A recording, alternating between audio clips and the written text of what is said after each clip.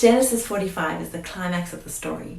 It's where all the different emotions and plots come together and there's a big unfolding that happens. And so we're going to read again what we last read, but I'm going to read a few verses further. Then Joseph could no longer control himself before all his attendants, and he cried out, "Have everyone leave my presence." So there was no one with Joseph when he made himself known to his brothers, and he wept so loudly that the Egyptians heard him, and Pharaoh's household heard about it. Joseph said to his brothers, "I am Joseph. Is my father still living?" But his brothers were not able to answer him, because they were terrified at his presence. Then Joseph said to his brothers, "Come close to me."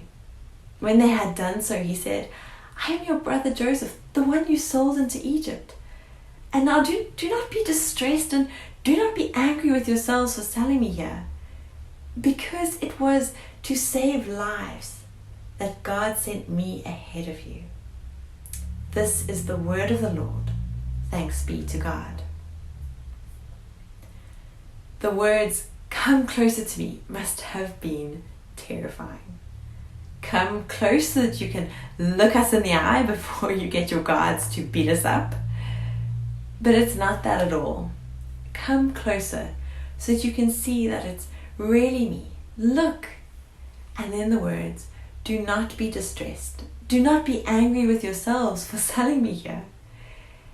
It's almost like when you read it, you can hear the collective sigh of relief coming from the brothers.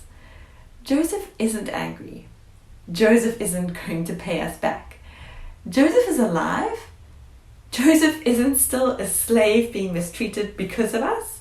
Joseph, here, in front of us, second in command of Egypt. Oh my word. I mean, Joseph's decision not to seek revenge is so counter this age. Not always, but so often it's seen as a weakness to forgive. Like you're the one allowing someone to trample on top of you. But that's not the case.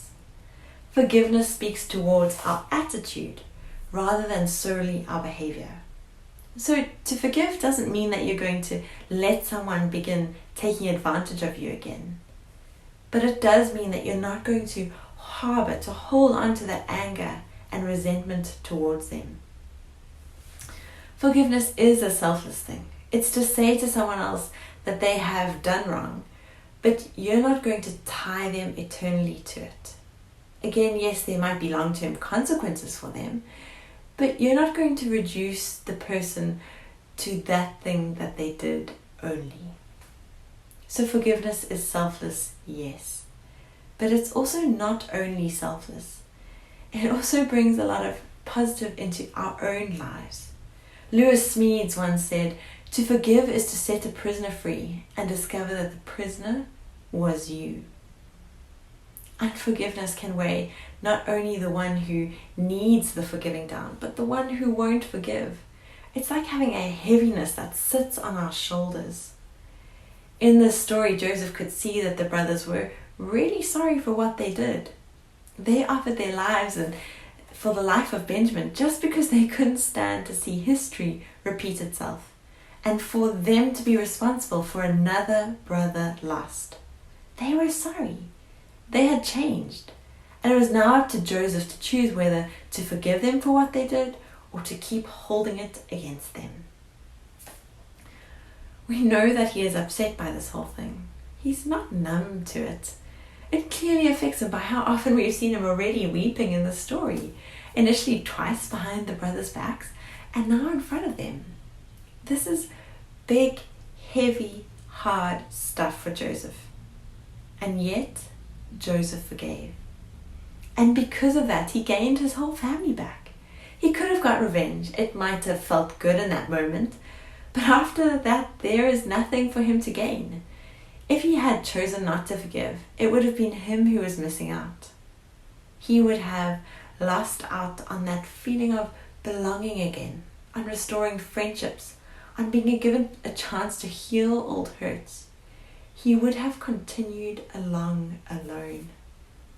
We see how forgiveness here is a beautiful thing. It's restorative.